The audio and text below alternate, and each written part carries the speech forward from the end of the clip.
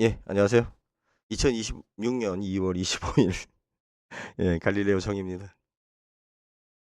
다주택 압박이 결국 뭐 쏟아졌다. 압구정 현대아파트 20억 급락. 예.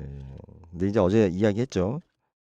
90억 하던 물건을 갖다가 갑자기 120억이라고 해놓고 20억 싸게 팔렸어요. 라는 그런 식의 실체 없는 내용 없는 거라고요.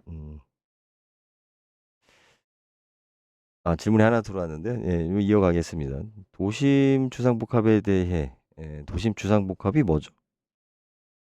그죠? 주상복합이잖아요. 그죠? 예, 자, 요 이야기 좀 하고 넘어갈게요. 제가 그 도심 주상복합 아파트가 가지고 있는 장점이 뭐예요? 그죠?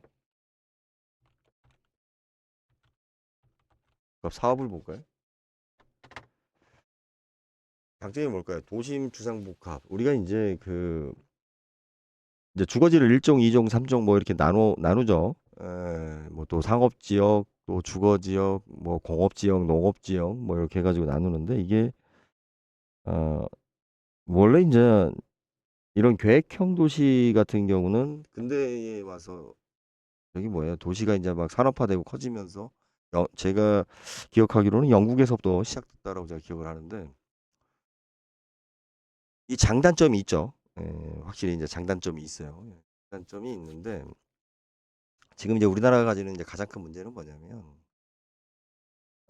우리나라의 도시 계획이 본격적으로 이루어지기 시작한 70년대 그리고 광범위하게 이루어지기 시작한 80년대, 90년대 넘어오면서 사실은 도시의 대부분들이 그때 다 그려진 거예요. 70년, 80년, 90년. 왜 이런 이야기를 하냐면, 대전 같은 경우도 대전 청사가 엑스포 끝나고 93년도에 이제 개발이 본격적으로 들어가서 했지만, 실질적으로 이제 그 계획은 그보다 훨씬 이전에 이제 그 계획을 잡고 있었고, 그리고 그거 당시에 뭐 도안 신도시라든지, 그러니까 유성이죠. 유성 쪽이라든지 뭐 이런 외곽 지역에 대한 도시 계획들이 이미 1900년, 아니 그러니까 90년대에 이미 잡혀 있었죠. 도시 계획을 다 그려놨다고요. 다 그려놨고 이제 지금도 지금 이제 아파트 짓고 있어요. 지금 30년 만에 도시 계획은 그때 해놓고. 그러니까 담당 전문가라고 하는 공무원들이 생각하는 그 도시 계획을 그려놓고 실질적으로 이것이 시행되는 데는 굉장히 많은 시간이 간단 말이에요. 그럼 그 동안에 자기가 생각했던 이 우리 사람들의 어떤 그 생활 모습이 다 다르죠. 그죠? 자기가 생각하기에는 뭐 도로가 이 정도면 돼. 사람들은 이런 거 좋아할 거야. 이렇게 해서 공무원들이 연필 가지고 찍찍 그어놓은 걸 갖다가 거기에 묶여서 마치 성경인 것 마냥 거기에 묶여가지고 물론 뭐 중간에 수정은 되긴 하지만 2, 30년 후에 그대로 이제 개발이 되다 보니까 뭔가 좀 안 맞죠? 예, 안 맞아요. 많이 안 맞아요. 자, 도심 주상복합 같은 경우는 이제 가장 큰 단점이 뭐예요? 주거로서 좀 쾌적하지 않죠. 예. 도심 주상복합이 주거로서 쾌적할 수는 없어요. 아무래도 이제 단지 자체가 그 도심지 안에서 이제 우리가 시작되는 거니까. 그리고 이제 주상복합 사업이라고 해서 지금 아니 도심 주상복합이 복합 아파트 이야기 하시는 거죠? 뭐 산업단지 뭐 이런 저기를 이야기하시는 건 아닐 거 아니에요. 예. 이게 물론 뭐 부동산이랑 다 개별성은 있으니까 도심 내 편리한 인프라에서 산다 뭐 한다 이거는 이제 사실은 장점은 딱 하나 분명한 장점은 하나 있어요. 독거노인한테 좋아요. 독거노인. 독거노인이라는 게 말이 좀 이상한데.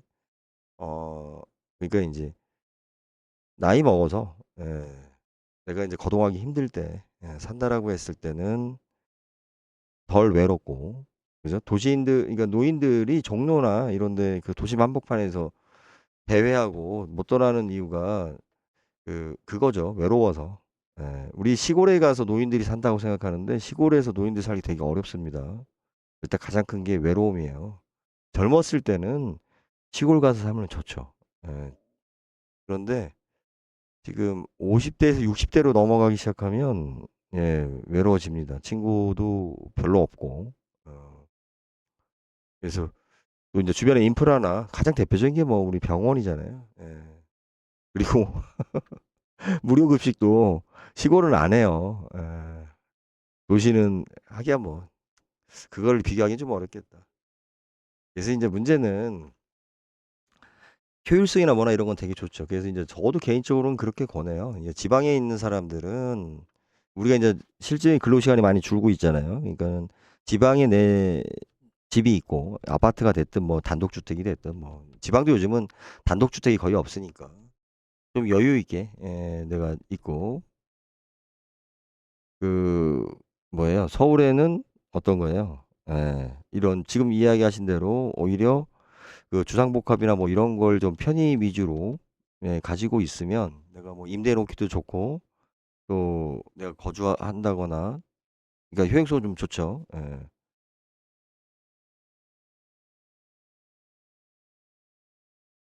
현대 슈퍼빌이요? 요 이야기를 좀 풀어볼까요? 그래도 저거 하셨으니까 서초동에 제가 이거를 일단은 그 좀 양해를 해주세요. 이게 무슨 얘기냐면 사실은 별로 관심이 없어요, 제가. 예. 현대 슈퍼빌. 예. 서초 현대 슈퍼빌이죠. 볼까요? 지금 이야기하시는 거는 그 앞에 오늘 제목 요걸로 뽑을게요. 이렇게 특정된 거 제목을 뽑으면 조회수가 꾸준히 나오더라고. 예. 지금 화면에 보이는 게 맞나요? 예. 현대 슈퍼빌이면 저기하고 상관이 없죠, 현대하고. 아, 그냥 저긴 것 같은데? 예, 이건가요? 아, 걔네 현대에서 한 거구나, 슈퍼빌이. 얘네들이 몇 년식이에요? 이거 맞죠? 이게 이제 지금 그거 아니에요? 앞에 주상복합이 뭐 저기 뭐 청년주택이 높게 올라가지고 올랐다라는 이야기가 지금 새로 진다는 이야기인가요? 지금 앞에?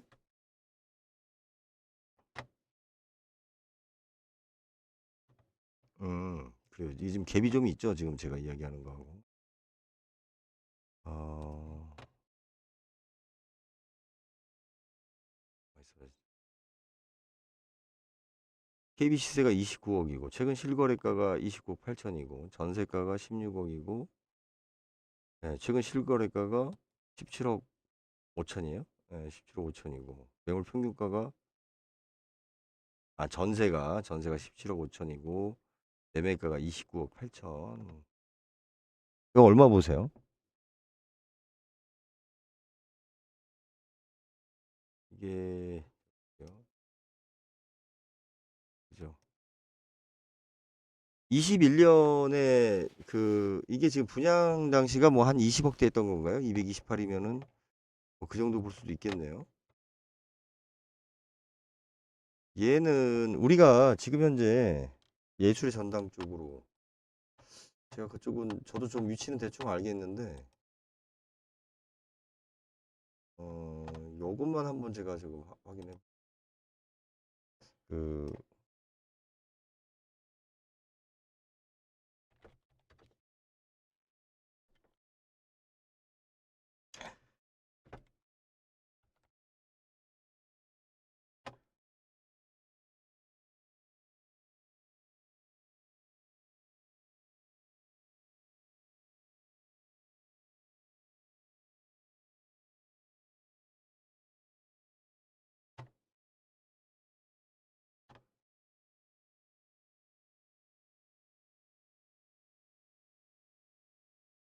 2002년도 이건가요? 그죠?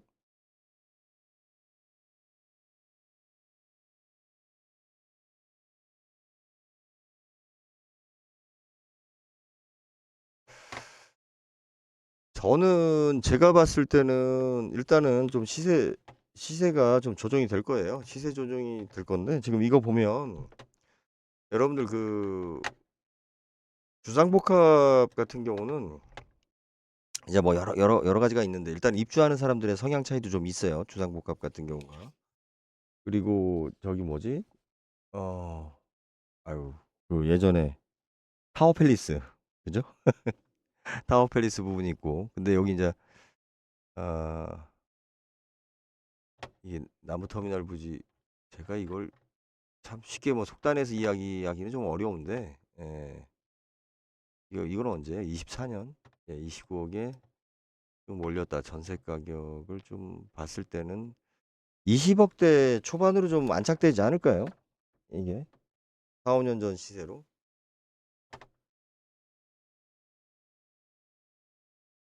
왜 그러냐면은 지금 28억? 뭐 이렇게 이야기하는데 현재 지금 가격 변동의 요즘 같은 분위기에서는 가격이 이제 좀 고착화되었다라고 좀 보여지고요. 전세가 이제 기본적인 시세가 있기 때문에 이렇게 고착화되면은 전세에서 한 20% 정도. 예. 왜 그러냐면 이게 마케팅 효과가 없어요. 지금 이제 연식이 좀 되었다고 이야기하시니까. 그러니까 거래도 상당히 좀 어렵지만 또 이런 거는 또 이제 크게 빠지질 않죠. 왜 그러냐면은 벌써 한 20년이란 갭이 있잖아요. 얘가 건축됐을 때의 그 가격하고 지금 분양가에 대한 물건하고의 가격이 있다 보니까 크게 뭐 빠지지도 않는데, 그리고 위치라든지 뭐 평수라든지 이런 거 봤을 때는 가성비는 좋은 것 같아요. 예, 그리고 이제 앞에 뭐 그 청년주택이나 뭐나 이런 거 들어선다고 해서 예, 그거에 대한 영향은 아니에요. 예. 이게 서울 시내에서 사실은 전망이 갖는 의미가 뭐 얼마나 있어요? 물론 팔 때는 많이 강조해요. 예, 팔 때는 많이 강조하고 또 햇빛 뜨는 것도 물론 중요하죠. 예, 그런데 이런 평수에 크게 이런 위치에서는 좀 그런 부분은 좀 그렇고, 이제 이게 또 그런 게 있잖아요. 우리가 이 건물을 분양했을 때는 우리 차로에 이야기하면은 음,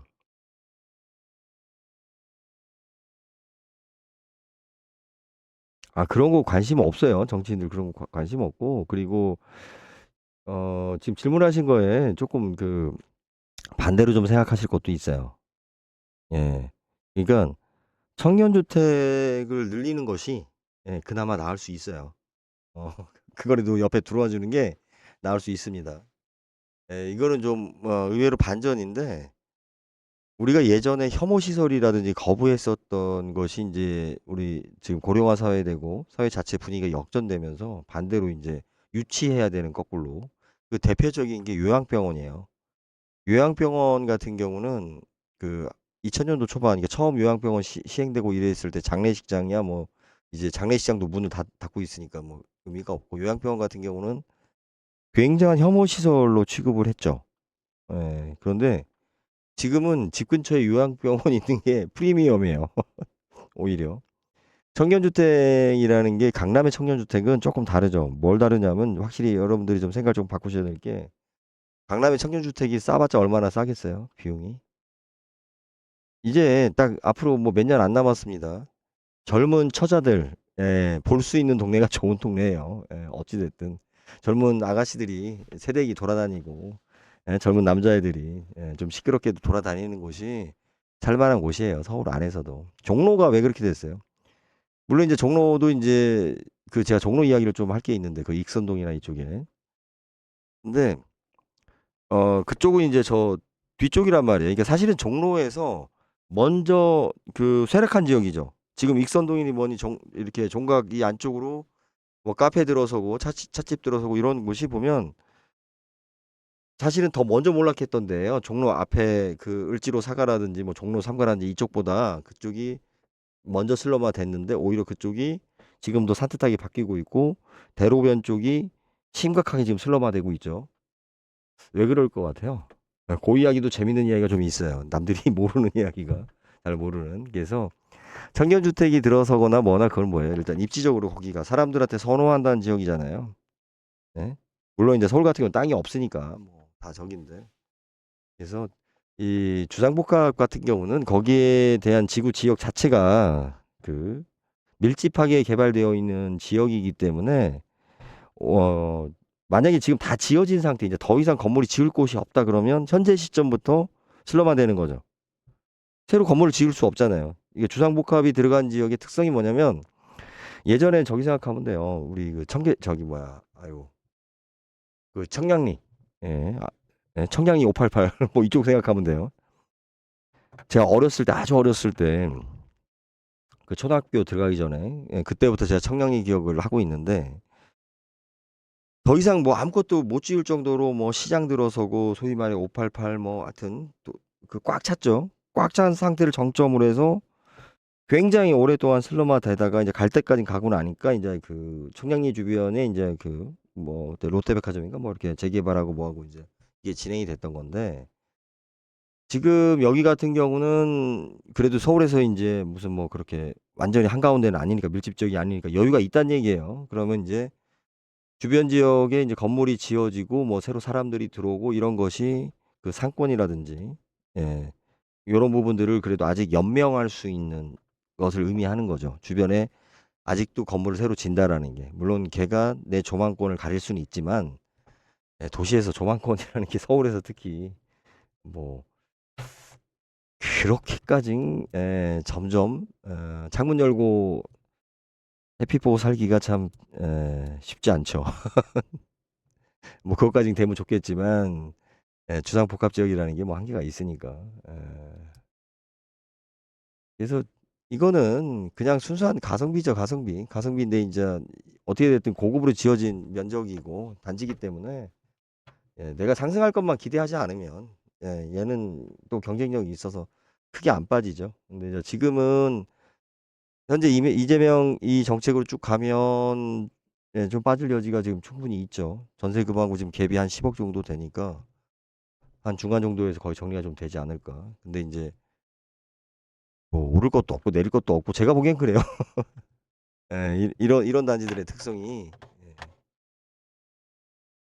그냥 욕심 없이 살기에는 딱이죠, 뭐. 예. 근데 지금 뭐 어떤 의도대로 이제 물어보셨는지 제가 잘 몰라서 아까 어디 갔죠? 현대슈퍼빌? 제 정보가 뭐 정확하지는 않습니다. 그냥 의견이에요. 제가 뭐 여기에 대해서 뭐 얼마나 알겠어요. 매매가 70개나 나왔네요. 매매가 70개나 나온 걸로 봐서는 뭐 안무순환도.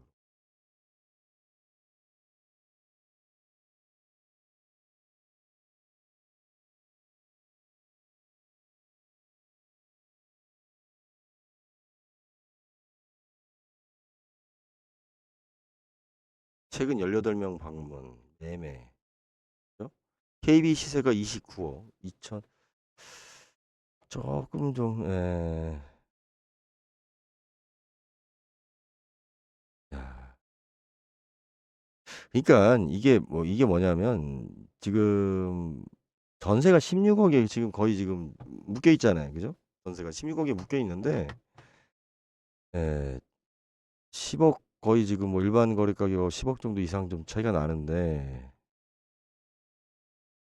이게 붙을 거예요, 거의. 우리 이제 제가 다른 거는 모르겠고 가장 명확한 건 뭐냐면 주상복합 아파트 같은 경우는 전세하고 매매 가격하고 붙습니다.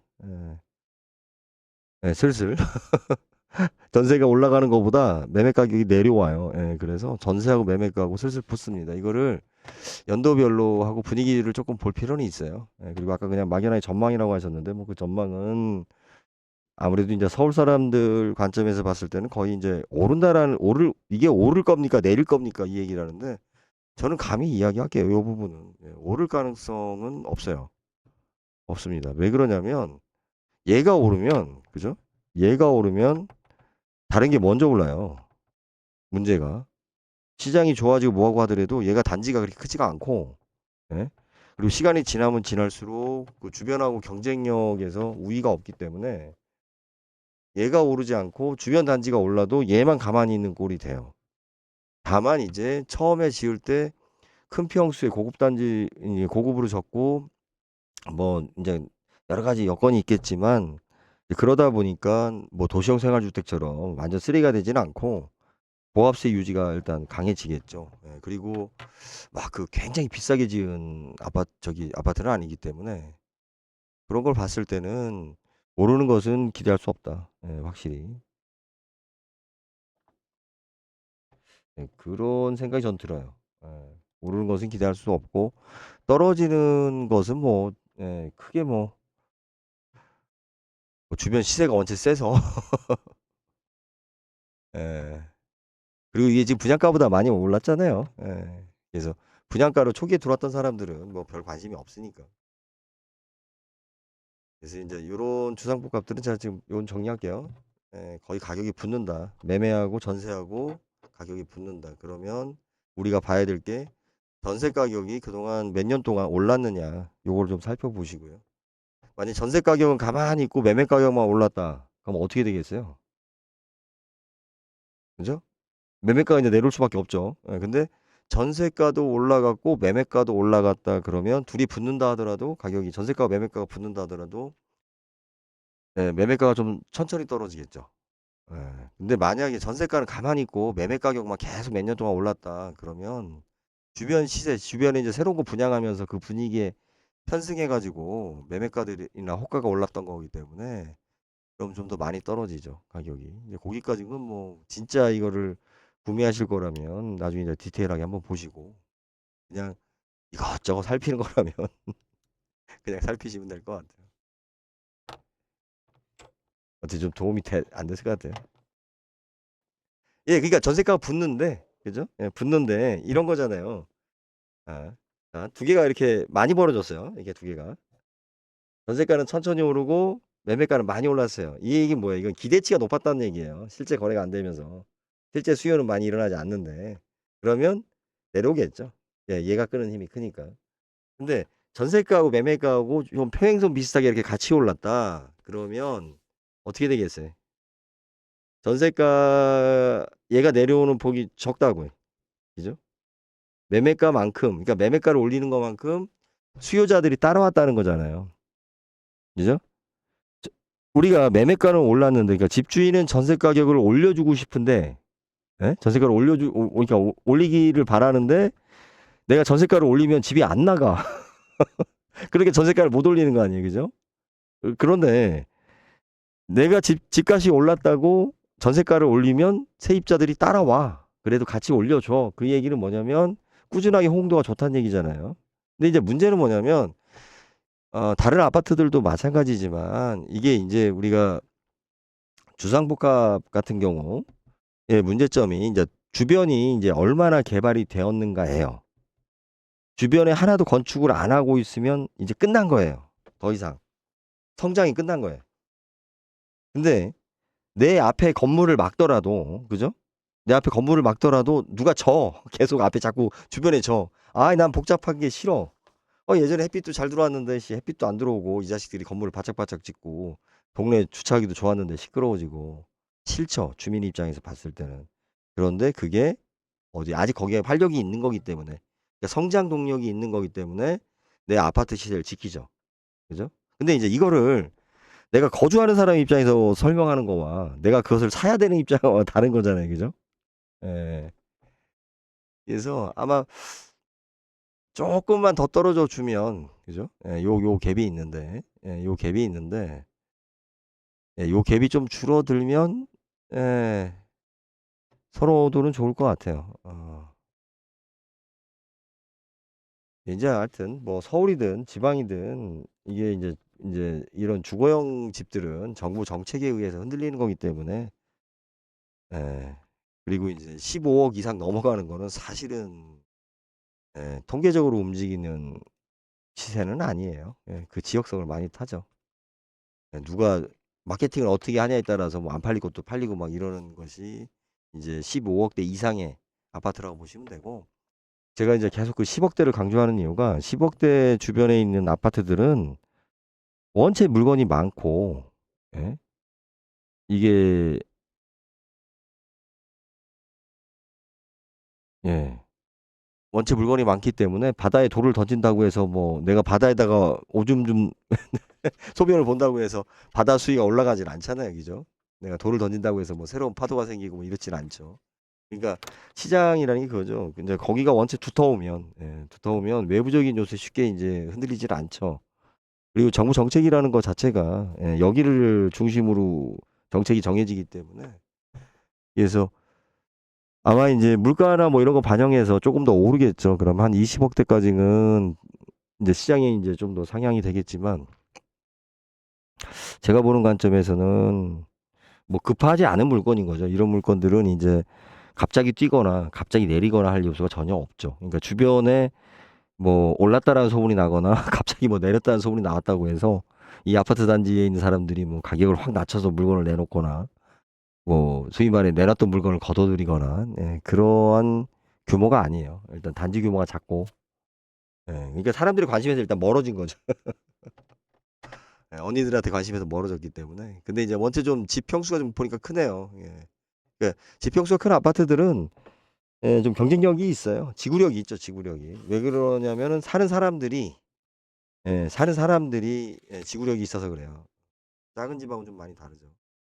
공생활주택하고. 그리고 아마 그런 이야기는 처음 들으셨죠? 청년주택이 왜 도움이 되는지 절실하게 느낄 겁니다. 젊은 친구들이 돌아다니지 않으면 매력 없어요. 내가 근처 가서 음식을 사 먹으려고 그래도 노인네들만 있는 동네는 식당도 안 열어요. 서울 한복판이어도. 젊은 애들이 시도 때도 없이 가서 사 먹고 그러니까 식당도 열고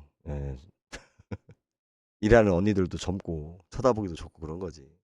그래서 무조건 우리 사람들이 거주하는 곳은 가장 중요한 지표가 젊은 사람들이다. 예. 제가 지금 오늘 책 받으셨다고 하니까 그 책에 가장 많이 강조하는 부분이 그거고 제가 끝으로 이제 좀 마무리를 할게요.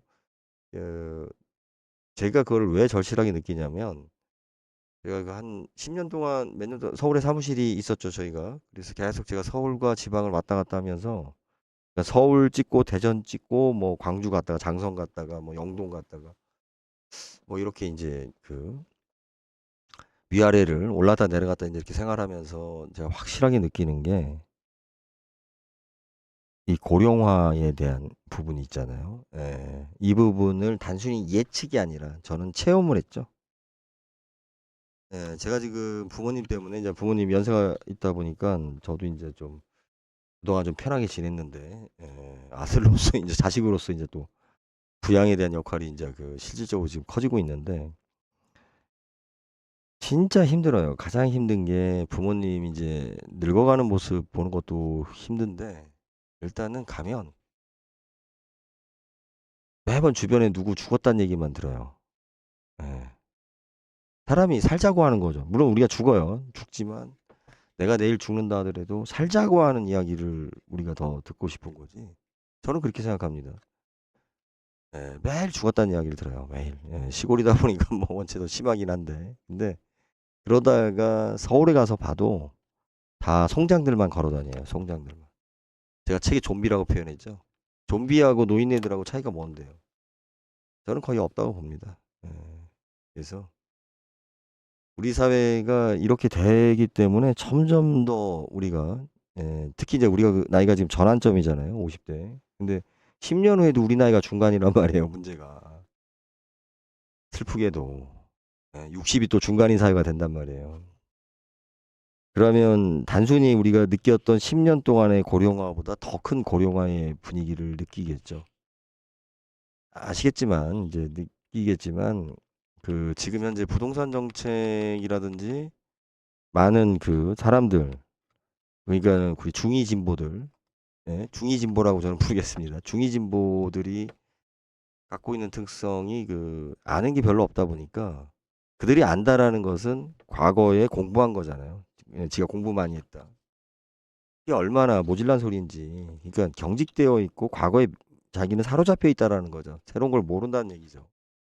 자, 아무도 경험하지 못한 이제 시대로 지금 넘어가고 있는 거예요, 우리가. 물론 과거에 있는 것도 중요하지만 문제는 뭐냐면 100년 전에 조선 시대는 100년 전이나 500년 전이나 별반 차이가 없었단 말이에요.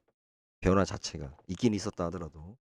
그런데 우리 세대는 지금 어떻게 보면 진짜 농경사회에서부터 시작해가지고 전 세계 최고의 지금 산업화된 사회로 지금 다 겪고 있는 성장기를 그 기억하고 있는 세대란 말이에요. 저희 세대가. 386 세대들은 자기네들이 그랬다고 하는데 그건 아니에요. 386 세대들은 이미 직장이 취업했을 때 아량글도 못 치던 세대니까. 그렇다 보니까 우리가 과거를 통해서 아니면 과거에 그 쌓여 있는 데이터 가지고 이야기하는 것은 무의미할 정도예요. 심지어는 누가 이제 미래를 먼저 보냐는 거죠. 그죠? 미래를. 지금 현재 우리가 미래를 보는 건 과거에는 어땠어요? 시골에서 도시를 와야 미래를 봤어요. 야, 이거 제가 말하는 거지만 지금 대단한 얘기인데 이것도 한번 내가 정리를 한번 해서 다음 책에 정리를 좀 넣을게요. 자, 이렇게 떠들면 뭔가 좀 정리가 돼요. 자, 미래를 어떻게 했어요? 시골 사람이 도시에 와서 봤던 어떠한 그런 예를 들어서 뭐 햄버거 가게가 도시에 있었다. 그러면 몇 년 후에 시골 동네 햄버거 가게 생겼죠.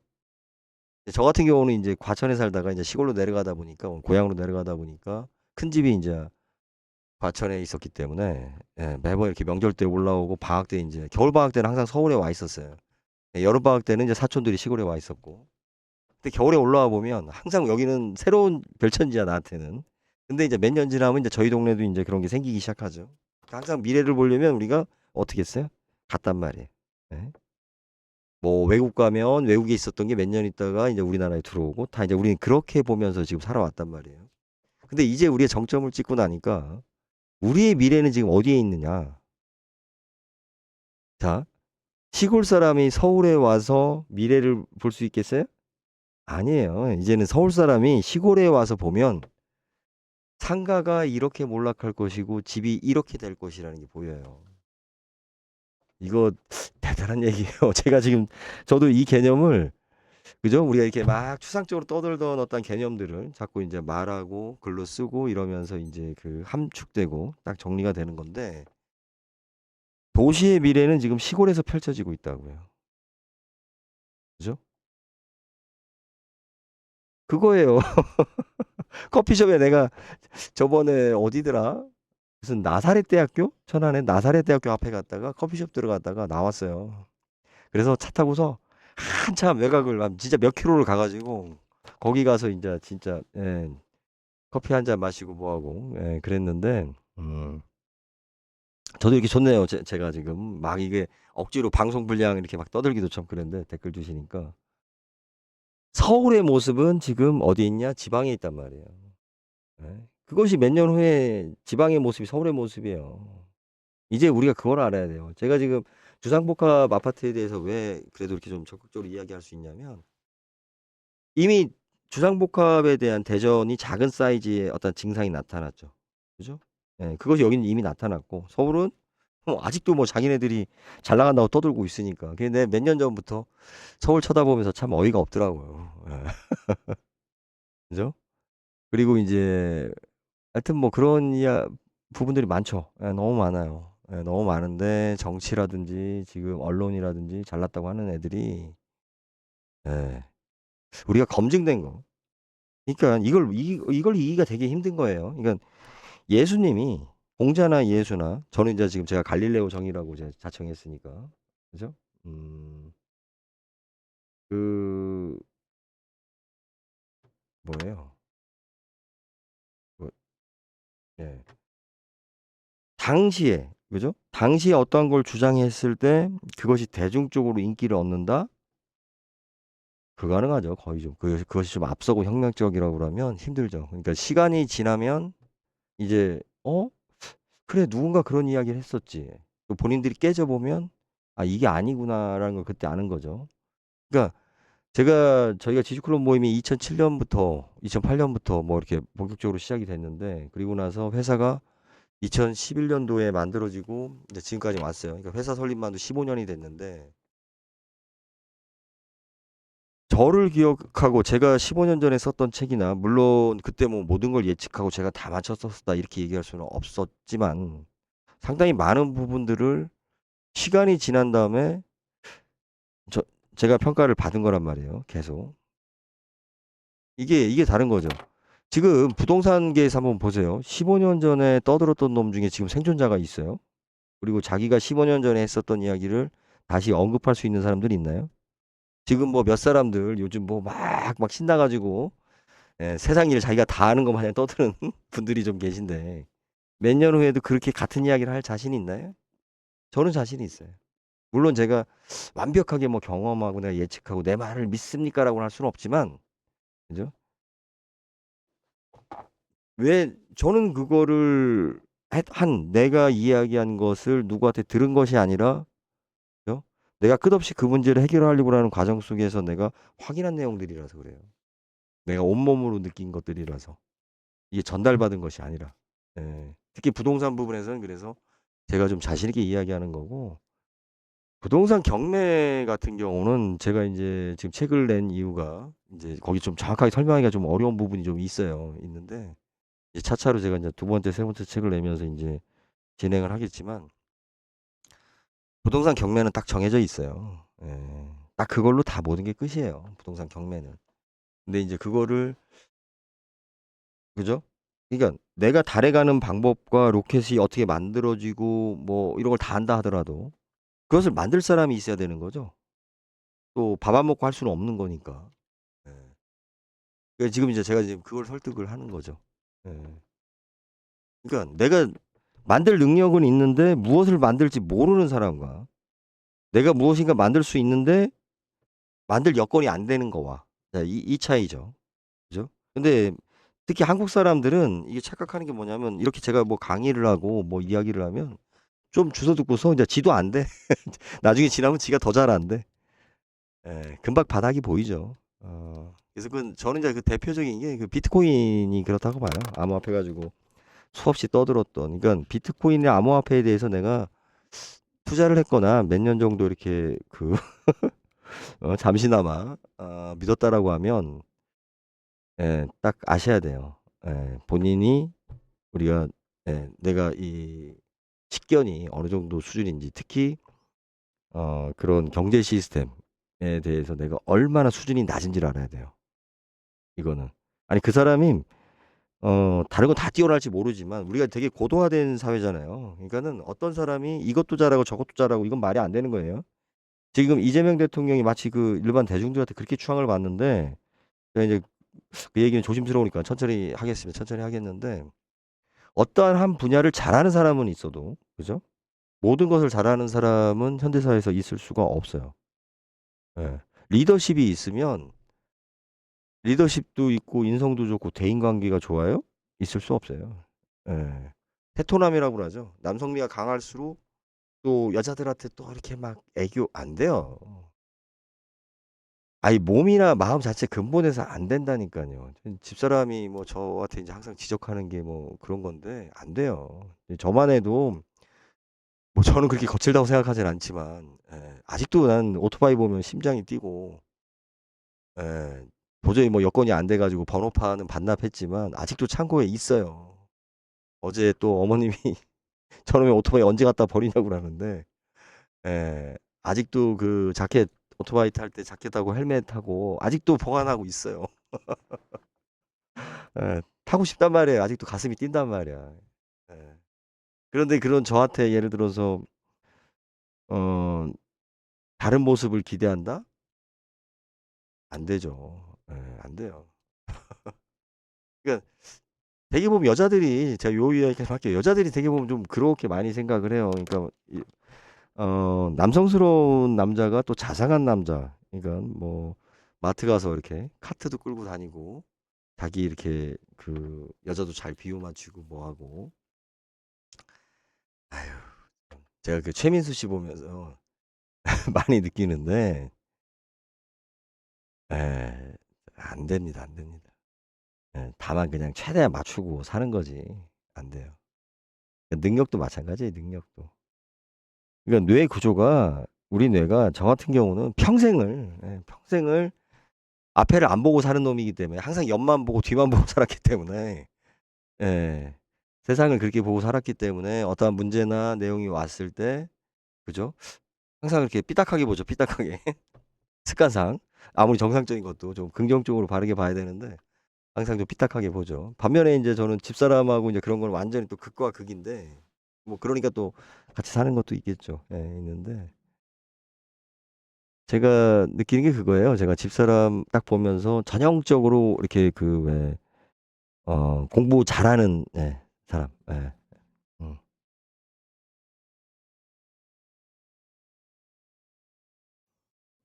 그렇죠. 빗썸 오너가 원래 NC소프트 아이템 거래소 하던 후배. 예. 볼 것도 없죠. 어, 되게 중요하죠. 그러니까 아이템 자체가 얘네들 범주는 거기서밖에 안 나와요. 거기서밖에 안 나오고. 제가 사실은 오늘 좀 여유가 있으면 지금 홈플러스 관련해가지고 이제 인수제안서 지금 정리를 하려고 지금 하다가 얘네들 보니까 또 뭐 이렇게 어쩌고저쩌고 좀 하길래 아이 뭐 급할 것도 없다 라고 해가지고 지금 조금 더 이제 머릿속에 정리를 해가지고 다음 주에는 그 뭐 리치 회사하고 MBK 쪽에다가 물론 뭐 제 제안서를 볼지 안 볼지 모르겠지만 인수 제안서를 던지려고 하고 있습니다. 하고 있고 홈플러스라는 도메인 중에 제가 지금 하나를 잡아놨는데 아무튼 그런 계획을 하고 있어요. 자, 제가 그 비트코인하고 관련해서 암호화폐하고 관련해서 막 그 도서관 가면 이렇게 책들 쭉 있잖아요. 아, 왜 이렇게 어려워? 제가 그거 보면서 어이가 없더라고요. 그 왜 사이비 종교들 보면 자기네들 그 교육을 받으면 당신도 깨달음을 얻을 것이라고 이렇게 이야기하잖아요. 요즘 들어서 이제 전 조금 더 심각해진 게 뭐냐면 그 우리가 저거죠. 마치 트라우마처럼 그루밍 된 것 중에 하나가 저는 그 성경책이라고 봐요. 예. 아무리 내가 읽고 느끼려고 노력을 해도 전혀 저는 머리가 굵어질수록 읽으면 읽을수록 와 처음에는 쓰레기라는 생각까지는 안 들었는데 요즘 들어서는 쓰레기라는 생각까지 들어요. 성경책을 보면서. 예, 그런 생각이 좀 듭니다. 근데 이제 또 우리 교회에 또 믿음으로 또 다니시는 분들이 많은데 그 믿음 자꾸 말이 길어지네. 믿음이라는 게 참 무서운 게 허황된 거라도 그죠? 객관적이지도 않고 사실도 분명하지도 않고 그런데 똑같은 것을 우리가 일처리를 할 때 믿음을 가진 사람하고 믿음을 안 가진 사람하고는 성과가 달라요. 참 신기하죠? 아까 제가 가족 이야기 하면서 나중에 인생 말년에는 결국은 결혼한 사람하고 집 가진 사람, 뭐 우리나라에서 땅 가질 확률이 이제 점점 적어지고 있으니까 그래도 부동산이라고 가지고 있는 사람이 죽을 때 덜 후회한다. 예, 우리가 그런데 이제 그죠? 믿음도 그렇게 믿음도 우리가 그 축구 경기 같은 경우도 막 그 확률상 일어날 수 없는 일들이 일어나잖아요. 근데 그런 일을 만드는 것은 누구예요? 거기에 간절한 믿음을 가진 사람이죠. 그래서 저는 지금 저희 지주클럽 이걸 갖다 제가 지금 책을 내면서 뭐 책을 어떻게 보셨는지 모르겠지만 이게 조금 마무리를 제대로 못했어요. 금전적인 문제로 그냥 제가 아래 한글로 거의 90% 잡은 상태에서 그냥 급하게 교정 좀 보고 그냥 일단 많은 부수가 아니었기 때문에 책을 냈고 마지막에 하여튼 여기 있는데 종교적 믿음, 그러니까 기독교적인 종교적 믿음을 가지시는 분들에 대해서 저는 뭐 그렇게 비하라고 생각은 없어요. 다만 제 솔직한 마음을 이야기한 거죠. 저도 이제 모태신앙으로 이제 성당에 다녔었기 때문에 믿는 거, 그죠? 우리가 믿음을 통해서 갖는 가장 큰 힘은 뭐냐면요. 에너지를, 내 몸의 총 에너지를 불안해서, 그죠? 불안에 쓰는 에너지를 긍정으로 집중할 수 있다는 거죠. 앞부분이 어디가 재밌었어요? 잘 모르겠어요. 예. 아, 책인가요? 예. 그, 믿음이 되게 중요한 것 같아요. 믿음이. 제가 지금 홈플러스도 뭘 던지는 거냐면요. 분명히 홈플러스는 마이너스예요. 그죠? 제가 어떤 새로운 아이템을 가지고 내가 뭐 고액 연봉을 달라는 것도 아니고 내가 이거를 만들어내겠다. 나한테 넘겨라. 남들이 봤을 땐 참 웃긴 이야기죠. 근데 저는 그렇게 말하고 싶죠. 그러면 뭐 정주영 회장이 뭐 니들 배를 만들어 줄 테니까 배를 주문해라. 그거나. 예? 현대자동차가 얼마 전에 러시아에서 뭐 얼마 안 되죠. 몇십만 원인가? 10달러인가요? 뭐 얼마에 그 공장 팔고 왔죠. 그런 것처럼 제가 우기면 되는 거죠. 아니 저는 그렇게 결혼했어요. 내가 솔직히 고백을 할게요. 그러니까 뭐냐면 집사람 만나서 인제 저희가 동네다 보니까 뭐 클 때는 몰랐는데 소개받고 만나고 나서 주변에서는 제 주변의 모든 사람 그러니까 저희 아버지 빼고는 예 아버님은 뭐 적극적으로 인제 마음에 원하시던 며느리였기 때문에 꼭 후원을 해 주셨고 심지어는 저희 어머님부터 포함해 가지고 할머님까지 제 여동생까지 그러니까 여자 쪽 저희 집사람 쪽에서는 당연히 다 반대였고 저희 집에서도 다 반대였죠. 제 여동생만이 참 가관이었는데 어 오빠 그러면 안 된다고 하면서 누구 인생을 망치려고 언니를 꼬셨냐고. 예. 제 인생이 아니었죠. 근데 딱 하나였어요. 그냥 집사람한테 물어보지도 않고 그냥 저는 결정을 줬어요. '아 이 여자는 내 여자다. 나 이 여자와 결혼한다.' 확정 짓고 모든 행동을 그 확정대로 했어요. 예. 어느 날 갑자기 예 무슨 뭐 날짜 잡고 뭐 하고 집사람은 황당했죠. 딱 적당히 사귀다가 남자친구를 적당히 사귀다가 거리감을 두려고 하는 계획을 했었던 것 같아요. 주변에서 하도 말리니까. 예. 그죠. 너 같은 인물이 어떻게 저런 쓰레기하고 결혼하느냐." 뭐 이런 얘기가 제 여동생이 한 얘기니까. 예. 그 정도로. 예. 근데 그런 확신이 결혼을 했죠. 마찬가지예요. 제가 지금 책을 딱 낸 이유는 그거예요. 홈플러스가 빨리 얘네들이 어떻게 할지 모르니까. 예. 그래서 인제 급하게 홈플러스 내용을 첨부해서 넣고 예. 그리고 이제 저는 이제 공론화 시킨 거죠. 예. 공론화 시키는 거죠. 믿음이죠, 믿음. 예. 뭐 안 될 게 뭐 있어요. 어. 뭐 된다라는 것도 없지만 안 된다라는 것도 없잖아요. 그러면 뭐 재밌잖아요. 아니 흥정할 수 있잖아요. 아니 뭐 저라고 뭐 모르는 거죠 뭐. 이게 참 어차피 쪼금 더 떠들게요. 한 사람을 설득시키는 게 제일 힘들어요. 해 보세요. 내가 새로운 개념, 이념을 철학을 만들었어요. 그리고 나서 이것을 내 주변 사람이나 아니면 특히 우리 지금 백장님께 같은 이런 저와 전혀 인연이 없었던 사람을 한 사람을 붙들고 전 잘 몰라요. 저 소개를 시켜 주세요. 예. 메일을 주세요. "이러이러한 사람의 책이 있는데 읽어 봤더니 당신하고 어울리니까" 이렇게 그러니까 이 얘기를 하고 싶은 거예요. 제가 만약에 큐텐의 구영배 대표라는 분한테 연락을 해서 당신하고 나하고 맞는 것 같아. 어때요?"라고 하면 전에도 마찬가지일 거예요. '저 새끼가 뭐야? 사기꾼이야? 또라이야.' 그죠?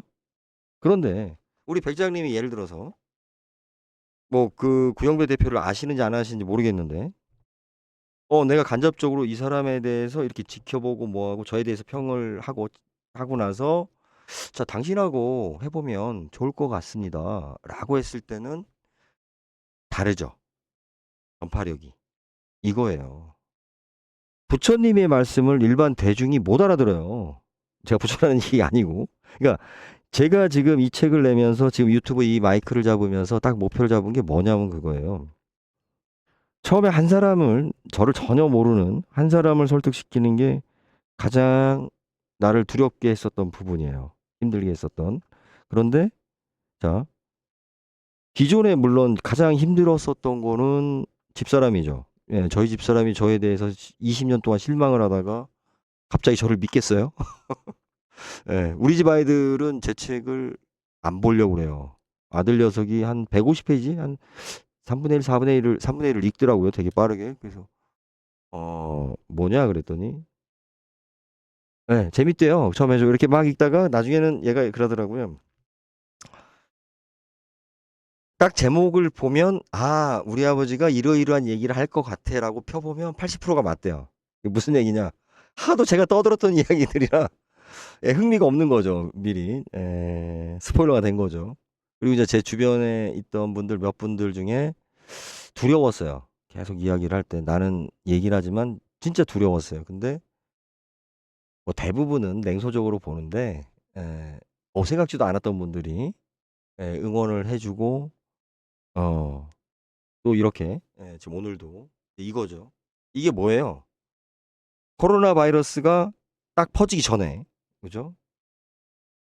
동물에서 코로나 바이러스가 박쥐에서, 제가 이제 바이러스 덩어리란 말이에요. 박쥐에서 어떠한 인간인가를 숙주를 삼아서 전달이 돼야 되겠죠. 전달이 되죠. 되게 힘들죠. 확률상. 그리고 전달이 됐다 하더라도 또 다른 사람한테 퍼질 가능성이 없죠. 그 사람 말고는. 그 숙주 말고는. 그런데 운 좋게 거기서 두 번, 세 번 내려가면서 전파력이 확 커지죠. 우리는 이걸 이해해야 돼요. 어떤 논리도 마찬가지예요. 내가 사람을 설득시킬 때 우리가 고정관념이 있기 때문에 전혀 내가 모르는 사람이, 예를 들어서 아랍인이 저한테 와서 알라를 믿으세요라고 이야기하면 일단 말도 못 알아듣지만, 그죠? 아무리 알라 신에 대한 굉장한 이야기를 저한테 전달해도 제가 거부하죠. 거부하는데, 제가 아는 사람이 알라에 대해서 이야기를 하면, 그죠? 저는 알라를 모르지만 이 사람에 대한 신뢰가 있죠. 이 사람에 대한. 그리고 이 사람에 의해서 필터링 되면서 전달력을 갖죠. 특히 이게 되게 크죠. 그러니까 비트코인도 마찬가지였죠. 비트코인은 처음에 던졌을 때, 정확하게 알고 있는 사람, 그죠? 비트코인이 뭐 그 사람이 최초로 만든 어떤 그 논리는 또 아니었고, 아니, 컴퓨터 하면서 저도 솔직히 이야기 해보자고요. 우리 프로그램에 대해서, 아이템에 대해서 고민해 본 사람들은 다 비슷한 것들을 다 짜보고, 이게 안 될까, 저거 안 될까, 다 해봤던 것들 아니에요? 그런데 뭐 여건이 안 돼서 구체화도 못 시켰고, 또 해보니까 이거 안 되겠다 싶어서 포기한 것들 중에 비트코인이 하나란 말이에요. 저도 그 공인인증, 그 우리 거래 안전 시스템에 대해서 99년도, 2000년도에 그 벤처기업 그 만들 때 이제 그게 주제였기 때문에 저는 이제 프로그램에 대해서 뭐 베이직만 주구장창 했지 뭐 그 후로는 뭐 잘 아는 건 없었지만 프로그램에 관련된 기획들은 맨날 했었어요. 근데 비트코인에 대해서 정확하게 알거나 상당히 아는 사람들은 뭐야 라고 무시한 사람들이 대부분이었는데, 그 중에서 어설프게 아는 사람들이 호기심을 갖고, 그죠? 비트코인이 갖고 있는 불완전한 상태를 무시하고 믿음으로 승화시켜 버렸죠. 그러고도 시장에 나와서 많은 사람들이 외면을 했는데, 누구에 의해서 이게 힘이 붙었어요? 아이템 하던 애들이에요. 게임 아이템 하던 애들이 게임 아이템을 오랫동안 하면서, 그죠? 그 아이템 가지고 예전에 도박 사이트 해가지고 뭐 이렇게 문제도 되고, 우리 그 고래 사냥, 그죠? 뭐 그런 거 있었잖아요. 거기에서 이미 그 틀이 있었던 거죠, 쭉. 네? 그러다 보니까 이 친구들이 봤을 때는 뭐 아이템이나 이거나, 아, 이렇게 될 수 있겠구나 라는데, 일반 기존 우리 사회 시스템을 이해 못하는 친구들이 그걸 받아들이고 밀다 보니까 여기에 누가 붙은 거예요? 아, 이거 돈이 되겠구나 라고 하는 양아치 새끼들이 붙은 거죠. 액수가 커지니까. 에, 저는 그렇게 봅니다. 제가 지금 이 홈플러스 같은 경우 마찬가지예요. 처음에 몇 사람이 붙었을 때는 저게 되겠어라고 하겠죠.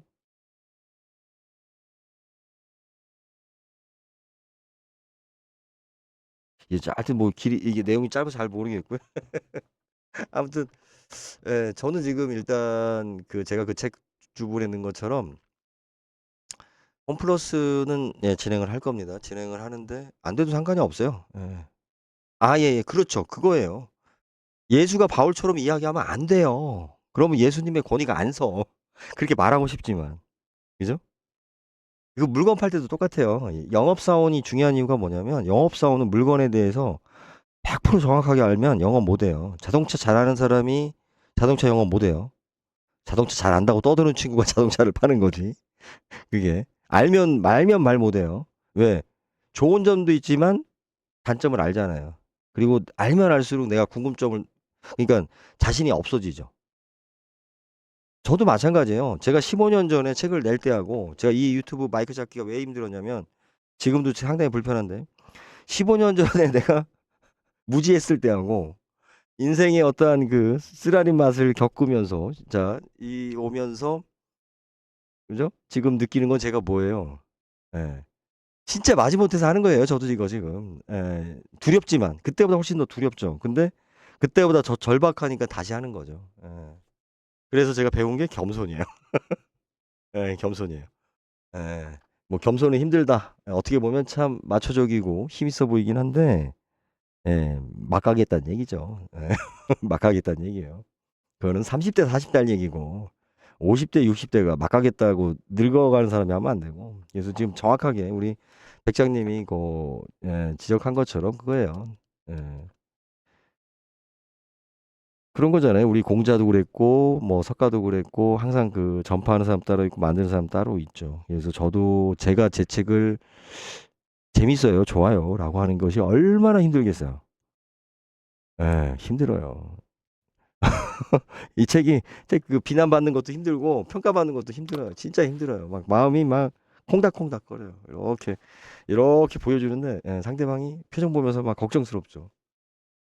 예.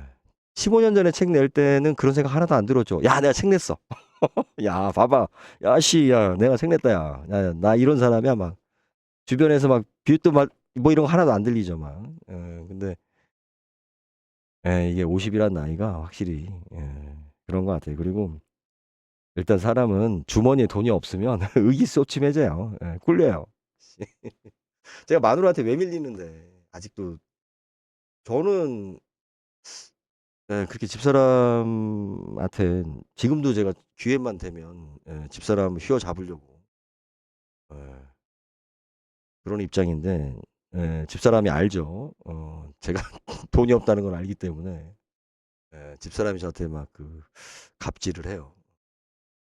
좀 가끔 인내하기가 좀 어려운데. 하여튼 그래서 뭐 앞부분 재밌었다면 참 다행이고요. 예, 그리고 책이 두꺼운 이유는 예, 진짜 이유 가장 큰 이유는 그거예요. 일단 책이 두꺼워야 눈에 띄어요. 그 서점에 이렇게 도서관에 꽂혀 있어도 그렇잖아요. 그죠? 예. 예. 띄고 요즘 책들이 너무 얇아요. 너무 쉽게 읽히니까 아무리 좋았던 책도 그때그때 내가 이렇게 좀 더 보고 싶고 다시 볼 때 너무 바닥이 너무 금방 보여. 예, 금방 바닥이 드러나요.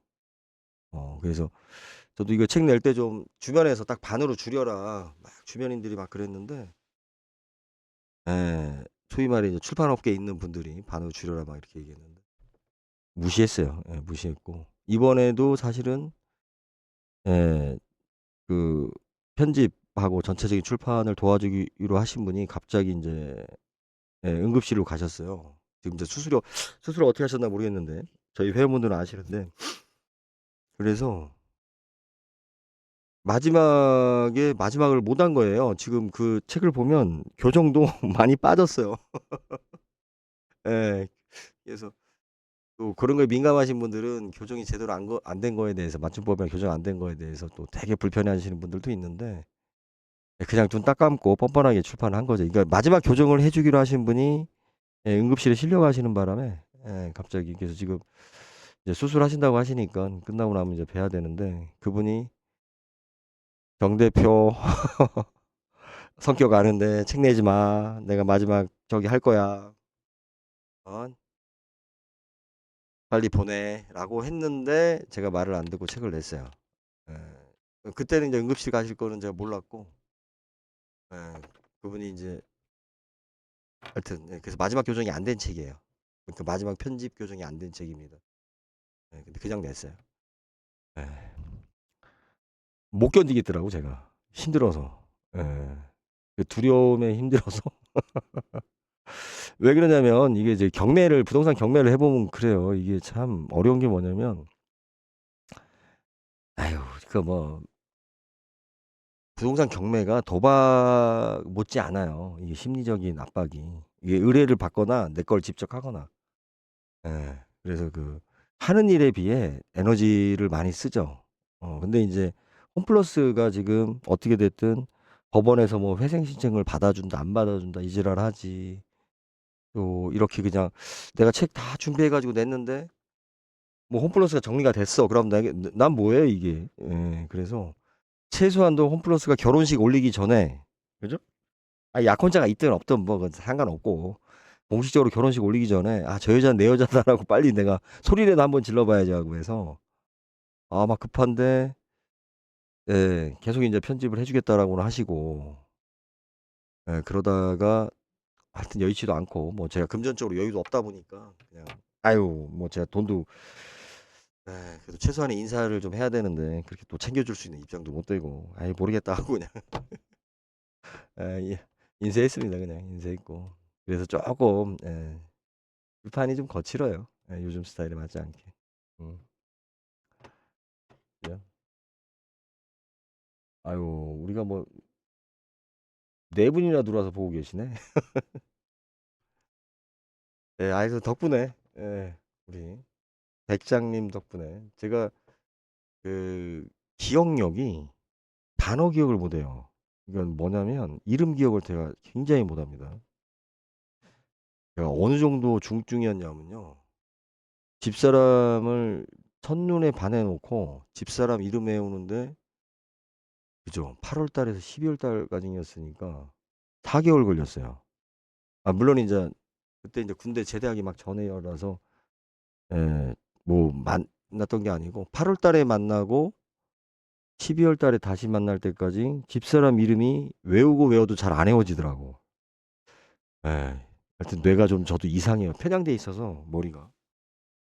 아, 그래서 제가 하여튼 단어 기억하는 게 되게 느려요. 이렇게 명사 기억하는 게 되게 느려요. 특히 이름 기억하는 거. 집사람이 또 그런 것도 이렇게 잘 지적질을 하는데. 근데 제가 기억하는 것은 또 굉장히 그러니까 심오하게 기억을 해요. 하여튼 우리 뇌라는 게 그 천재 좀 더 수다 떨게요. 주변에 뭐 천재 이야기 많이 하죠. 누구 막 천재라고. 요즘은 뭐 미모도 천재래. 이게 천재라는 말을 참 우리 사회는 참 많이 남발을 해요. 저는 제가 천재예요, 확실히. 예. 그러니까 우리 천재라는 게 뭐예요? 일반적인 대중적인 평균적인 거에서 벗어난 사람이잖아요. 그죠? 사고 자체가. 그러니까 모든 걸 다 잘하는 능력자를 말하는 게 아니잖아요. 사실은 천재라는 거는 우리 인간이 모든 걸 다 남들과 잘할 수는 없고. 왜 그러냐면 아니 하루 밥 3끼 먹는 거 똑같은데 똑같은 칼로리로 우리 CPU로 얘기하면 더 많은 걸 계산한다고요? 연산한다고요? CPU조차도 뭡니까? 성능이 뛰어날수록 전기를 많이 쓰잖아요. 그죠? 그렇잖아요. 뭐 여기에 대해서 반박하는 사람은 그렇게 얘기할 수는 있죠. 그 칩셋이 더 정밀화되면서 성능은 뛰어나지만 전기는 더 적게 쓴다고. 그것도 잘못 알고 있는 거죠. 그렇게 성능이 뛰어나면 어떤 일이 생겨요? 외부의 충격에 약하죠. 그래서 우리가 지금 뭐 예전에 그 뭐 콜롬비아호나 뭐 이런 것도 보면은 8비트 CPU 검증된 CPU만 쓰는 이유가 그렇게 정밀하게 만들면 칩이 나노급으로 더 디테일해지면 외부의 충격에 그만큼 약해지는 거죠. 그러니까 머리가 좋고 뭐 만약에 머리로 우리가 그 에너지가 총량해서 발전한 사람들은 그죠? 어떤 지속성이나 체력적이나 또 저는 이제 성적인 이야기를 하는데 뭔가 약하다는 거죠. 똑같은 에너지 먹고 낼 수 있는 용량, 능력의 총량은 다 똑같다. 다만 그 총량의 능력을 어디에 집중하느냐. 그리고 또 집중하는 것을 어떤 성격으로 가느냐에 따라 차이가 있는 거죠. 그러니까 남들하고 다 똑같은 걸 하지 않고 다른 쪽으로. 그러니까 아인슈타인도 보면은 뭐 이상한 또라이였잖아요. 그 양반도. 저도 보면 따라다녔던 수식어가 항상 또라이였으니까. 예. 항상 또라이였어요. 항상. 사고 자체가. 예. 그죠? 그런 걸 봐서는 뭐 천재인 것 같아요.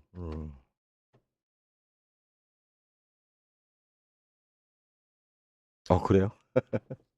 근데 아무튼 예, 알겠습니다. 조회수 꽤 됐네요. 예, 라이브가 의외로 그죠? 우리가 이게 라이브가 가지고 있는 장점이 그게 있는 것 같아요. 매불쇼 보면 좀 짜증나는 게 뭐냐면 라이브로 하니까 패스를 해야 되는데 이 패스를 못 하잖아요. 듣기 싫은 소리 패스하고 이렇게 빠르게 우리 듣기 하고 이렇게 해야 되는데 그 맨날 이제 뭐 최욱 씨 웃는 모습이나 뭐나 이런 것도 뭐 본인은 이제 재밌게 개그로 막 하지만 이게 또 나이 먹으면 그 또 자주 보면 재미없잖아요. 똑같고. 예. 우리 농담도 계속 비슷한 농담 계속하면 레파토리 뻔히 보이고 재미없잖아요. 어렸을 때는 그게 다 신선하죠. 예전에 그 우리 심영래 씨의 뭐 영구 없다. 그 생각 같은 연배니까 그 김병조의 그 배추머리 그거 있었죠. 왜 뭐 지구를 떠나거라 뭐 이런 거. 그러면 뭐 거기에 응용해서 뭐 어디를 떠나거라 뭐. 근데 그 조금 다 그게 그건데도 그때는 막 새롭고 막 깔깔거리고 재밌고. 예? 네. 그죠. 나이 먹으면 안 돼요. 재미없어요. 예. 아이고 덕분에 많이 떠들었습니다. 많이 떠들었고. 예. 언제 뭐 그 큐텐의 구형배 갑자기 내가 이 양반 이름을 기억이 나는데 그죠? 근데 지금 제가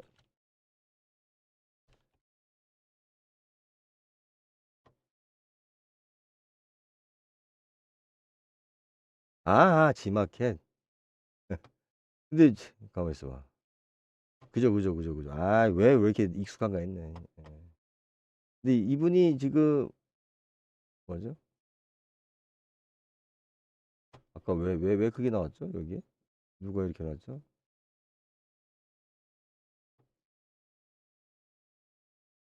예. 그죠? 이게 아 지마켓 이 양반 넘기고 위메프 위메프 나가고 뭐하고 했는데 이분이 예, 모르겠어요. 우리 뭐 백장님께서 어떻게 설명해서 뭐 이렇게 적어낼 수는 있겠지만 제가 봤을 때는 그 저기가 없어요. 예, 저기가 없어요. 그러니까는 이게 이제 기록에 남으니까. 그런데 일단은 뭐 혁신적인 사고는 없는 것 같고.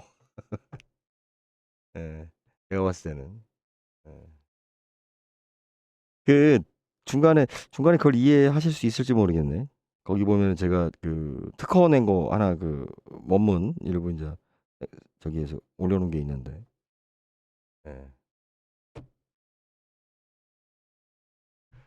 참 그런 거죠. 예, 똑같은 생각을 하더라도 내 주변이나 여건 어느 나라에서 태어났냐에 따라서 그것이 실천되기도 하고 또 뭐 그런 기회가 없는 사람한테는 그냥 사장되죠. 근데 이제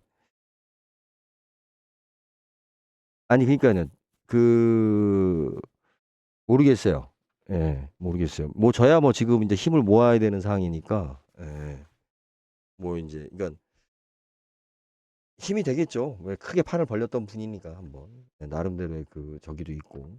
예. 근데 이제 여기서 그 삼성 원 그러니까 이 삼성 원 플러스네. 원 플러스 같은 경우는 가장 큰 거는 제가 갖고 있는 장점은 이제 MBK라는 형태하고 이게 이제 부동산이잖아요. 그죠? 예, 부동산이기 때문에 그 이것을 갖다가 없는 돈을 가지고 이 부동산을 인수를 해서 그죠? 빚이 없이 인수할 수 있는 어떤 그러한 그 매뉴얼을 제가 안다라는 거고 이제 저는 그걸 만들어낼 수 있다라는 거고 그 온라인에서 뭐 이렇게 시스템을 구축하고 마케팅을 하고 뭐 이런 방법은 예를 들어서 구영배 씨가 이분이 더 경험도 있고 뭐하고 다 더 나을 수는 있겠죠. 근데 이제 뭐 뒤로 도와주겠다라고 하면 적극 환영이에요. 뒤로. 근데 앞에 나설 이른 간판이나 뭐나 이거는 이제 전혀 좀 의미가 없을 것 같고 그리고 글쎄요 대화가 좀 될까? 예. 대화되긴 좀 어렵다고 봐요. 예. 제가 그 느낀 게 많아서 예. 만약에 이분이 제 책을 읽고서 자기도 아이디어가 있다. 야, 네 책 읽고서 나도 좀 생각이 있다. 이렇게 하면은 저도 뭐 제가 뭐 어떤 편익견을 가질 필요는 없죠. 근데 이제 제가 봤을 때는 뭐 그렇겠어. 음. 왜냐하면 이제 아까 온라인 오프라인 이야기하셨는데 온라인에 대해서는 저는 굉장한 확신을 갖고 있는 제 아이템이 있어요. 왜냐하면 거의 제가 온라인 마케팅에 저도 거의 1세대 같이 그 겪어왔기 때문에 예. 그리고 제가 히트 친 게 몇 개 있었죠 예전에. 예, 망했던 회사도 이제 살아났죠. 그걸로. 예, 그리고 이제 온라인 마케팅이나 뭐나 이런 형태에 대해서 그 굉장히 많은 고민을 하면서 세월을 보내왔기 때문에 예. 그래서 더욱더 제가 지금 홈플러스나 쿠팡에 대해서 자신 있게 이야기하는 부분이 있어요. 예. 그러니까 프로그램은 뭐 요즘 뭐 예. 프로그램을 뭐 이게 프로그램 짜는 게 중요한 건 아니잖아요. 그죠? 뭐 그럴 나이도 아니고 이제는. 근데 쿠팡 같은 경우 예. 얘네들이 온라인이라고 하지만 사실은 쿠팡을 떠받들어 준 건 뭐예요? 오프라인이죠. 예. 근데 이제 지마켓이나 위메프 같은 경우는 순수한 이익을 온라인에서 만들어내려고 그랬죠. 오프라인 자체에 대한 투자가 뭐 없었기 때문에 그걸 이제 나중에 이제 하려고 하다 보니까 이제 실력이 나온 거고. 쿠팡은 사실은 우리가 온라인 기업으로 아는데 오프라인이에요. 예. 왜 그러냐면 쿠팡이 온라인으로서의 기업이라고 그러면 자기 물건을 팔기 위해서 쿠팡이 다른 매체에다가 광고를 하고 있거든요. 그렇죠. 쿠팡이 어디다 광고를 해요? 지금 이제 우리 뭐 유튜브나 구글이나 뭐 유튜브나 구글이나 뭐 네, 똑같구나. 무진장 그 광고를 하죠. 온라인 광고를 하죠. 플랫폼 기업이. 그러니까 네이버가 그죠? 다음이 네이버에다 광고하는 꼴이죠. 저는 그렇게 보거든요. 쿠팡이 왜 얘네들 경쟁력이 없는데 지금 이렇게 시장 지배를 갖고 있냐면 사실은 유통망을 갖다가 유통 구조를 얘네들이 지금 하드웨어를 지배를 하다 보니까 이 지금 이제 철옹성처럼 보이는 건데 근데 우리 소비자들은 온라인만 보이죠. 얘네들이 온라인으로 해서 이렇게 큰 회사라고. 아니죠. 온라인으로 따진다면 지마켓이 훨씬 더 잘했죠. 먼저 했고. 예. 근데 얘네들이 그걸 뭘로 새벽 배송이나 뭐나 이건 뭐예요? 그거는 온라인으로 저기 만들어지는 게 아니었잖아요. 예. 쿠팡에 이제 돈이 묶인 손정희가 탈출을 못했죠. 물렸죠. 계속 물타기 하느라고. 예, 손정희가 그냥 물려가지고 그냥 예, 결국은 그나마 좀 되는가 했더니 또 지금 사고가 터졌죠. 쿠팡이. 그래서 저는 뭐 홈플러스 인수하는 게 이제 가장 큰 문제고 돈이 없으니까. 근데 어차피 돈이 있어서 참 이거 마무리해야 돼. 돈이 있어서 홈플러스를 인수한다고 해서 답이 있나요? 없어요. 그죠? 돈이 있는데 홈플러스를 인수하는 거는 답이 없어요. 아무리 돈이 많아도. 왜? 돈만 쏟아붓지 뭐 나올 게 없잖아요. 이게. 돈이 없는데 홈플러스를 인수하는 건 답이 있어요. 왜 그러냐면 돈이 없이 인수했기 때문에 더 돈 들어갈 것도 없어요. 그럼 이건 순수하게 뭐냐면 아이템 가지고 그죠? 아이템 가지고 홈플러스를 흑자로 만들어야 되는 과제로 가는 거예요. 이거는 처음부터 목표가 온통 그 생각을만으로 가야 돼요. 문제를 풀어야 돼. 그러니까 내가 백이 없기 때문에 내가 그러니까 내 주변에 어떤 권력이라든지 나를 도와줄 그 백도 없고 내가 어떤 그 학력도 없고만 이런 상황에서 어떻게 보면 지금 제 모습인데 순수하게 능력으로 그죠? 순수하게 능력으로 평가받아야 되잖아요. 우리가 음악을 하던 뭐 예술을 하던 뭐 스포츠를 하던 기업에 취업을 하던 순수한 능력으로 평가를 받으려면 어떻게 해야 돼요? 상상할 수 없는 짓을 해야죠. 비슷비슷하면 누가 저하고 거래를 할까요? 제가 써서 내는 제안서가 지금 현재 우리 구영배 씨라든지 뭐 다른 사람들의 수준에서 나오는 고만고만 이야기라고 하면 그죠? 아니 뭐 기왕이면 서울대생이 더 잘할 거 아니야. 똑같은 아이템이면. 그렇게 되는 거죠. 뭐하러 고절하고 해. 예. 액면이 없기 때문에 액면이 없기 때문에 진짜 능력으로만 보여줘야 되죠. 예. 들어오기 때문에 그렇게 보여줘서 되면 성공할 수 있는 거죠. 예. 홈플러스는 아무리 이력이 좋은 사람 예를 들어서 뭐 그러면 우리 저기 뭐야 아마존의 창업자 누구예요? 그 대머리 아저씨. 예, 저도 대머리지만 그 와서 홈플러스를 인수한다고 해결이 되겠어요? 뭐 월마트의 회장이 홈플러스를 인수한다고? 인수를 할 수 있겠죠. 돈이 많으니까. 우리 워렌 버핏이 홈플러스에 투자한다고 될 것 같아요? 인수를 하지만 뭐예요? 거기에는 혁신이 없기 때문에 다 빚을 지는 거죠. 다 이거 까먹는 거죠. 손해 보는 거죠. 어차피. 예?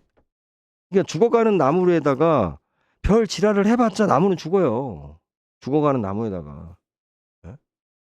나무를 살릴 수 있는 방법은 뭐예요? 고목을 살릴 수 있는 방법은 거기서 씨앗을 얻는 거죠.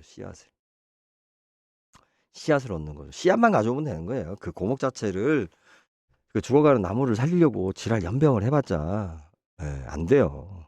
그러니까 조금 더 살려봤자 뭐 하려고. 그 고목에서 뭐 열매를 열어봤자 뭐 제대로 된 열매나 열리겠어요. 다 죽어가는 고목이. 이 나무가 그래요. 딱 한번 사람도 그렇지만 딱 기운이 딱 꺾이면 그 다음부터는 연명이에요. 연명. 더 활기를 못 찾아요. 한 번에 그 생명체가 그 성장의 기운을 딱 꺾이면 연명이에요. 그 다음부터는. 저도 지금 이렇게 제가 다시 할 수 있는 건 뭐냐면 저는 이제 그것까지는 아니었으니까. 그래서 그렇습니다. 예. 자, 우리 이제 오늘 근데 뭐 이렇게 점점 또 떠들다 보면 참여자가 늘고, 그죠?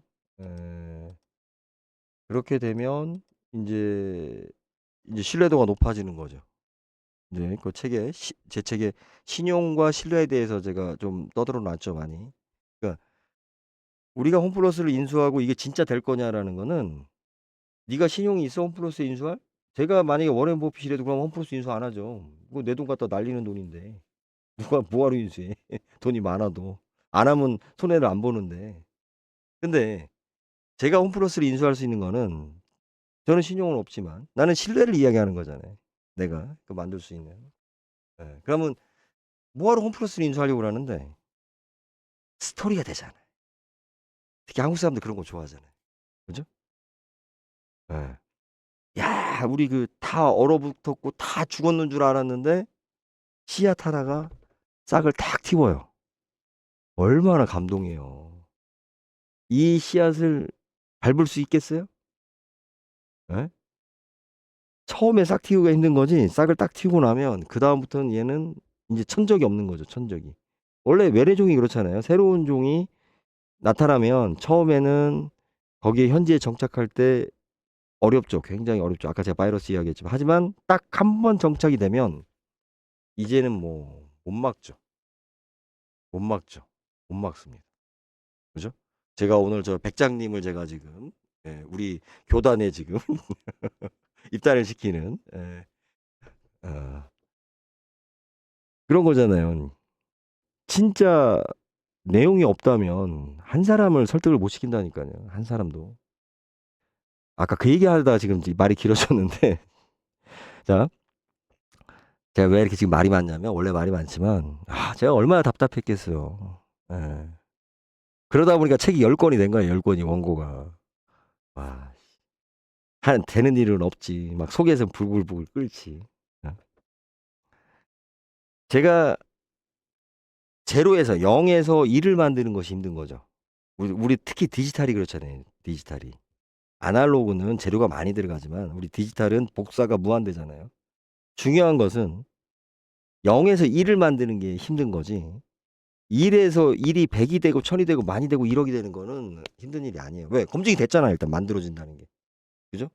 제가 지금 우리 백장님이 어느 정도 넘어오셨는지 모르겠지만 어찌됐든 온라인에서 지금 싫어요와 좋아요 중에서 지금 제가 요 일주일 지금 하는 사이에 지금 역전이 됐단 말이에요. 그리고 어 어쨌든 구독자가 지금 늘고 있고 조회수가 늘고 있단 말이에요. 그리고 책이 어찌 됐든 뭐 광고할 힘이 없다 보니까 그래도 한 사람 한 사람 팔리고 있고 또 그중에서는 내 주변 사람도 줘야겠다라고 하는 사람을 들을 때 제가 얼마나 기쁘겠어요.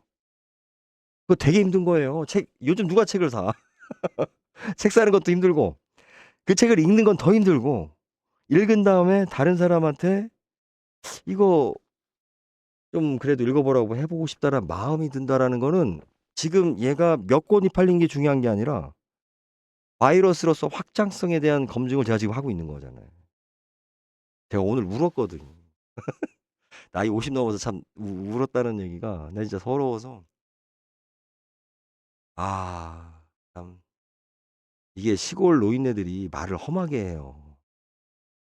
그러다 보니까 저도 인자 이게 폭발하면 입에서 막 그 걸레 물은 소리가 나오는데 시골로 이게 힘들게 사는 옛날 그 시골 노인네들이 자식들한테 말을 험하게 해요. 그래서 진짜 산 밑에 가서 진짜 울다 왔는데. 예. 그거잖아요. 근데 이렇게 누가 지금 이 1 시간씩 2 시간씩 이 시간에 떠드는 걸 들어 주고 있어요. 누가 어? "붙들고서 도를 아십니까?"라고 우리가 이야기하면 예? "아이 됐어요." 하고 가지 누가 그 이야기를 들어 주냐고. 어? 아 참 예 이게 시작이 힘든 거죠. 예 시작이 힘들지 뭐. 그다음부터는 뭐 예. 자 말이 많았습니다. 자 여기까지 하겠습니다. 1 시간 반을 했네. 아니 2 시간 반을 했네. 예. 감사합니다.